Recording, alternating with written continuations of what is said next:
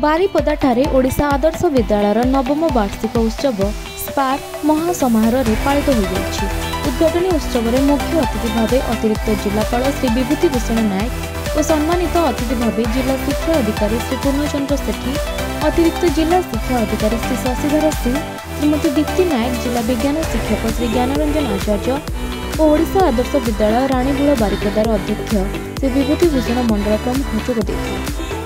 निश्चित भाव आज गोटे आनंदमय दिन कहीं आज आदर्श विद्यालय जन्मतिथि कहले अत्युक्ति हेब नहीं, नवमतम जन्मतिथि पालन करा पूरपल्ली सब ओएवीएस रोचे। आम जिले में मयूरभंज जेहेतु ओडिशार बड़ जिला और आम 26टा ब्लॉक रु पिला माने आसी पिला माने 7:30 आसी पहुँची गले।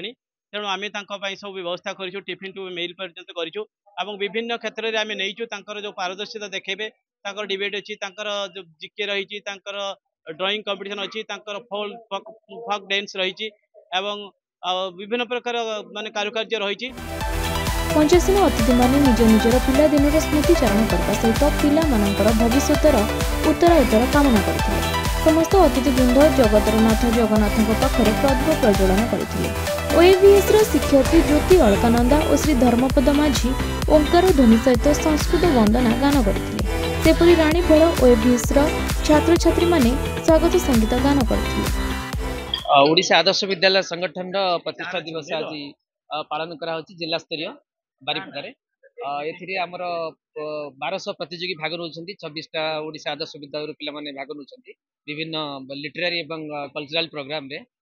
एथिरे पिला माने गोटे बड़ एनुअल इवेंट एटा नवम प्रतिष्ठा दिवस।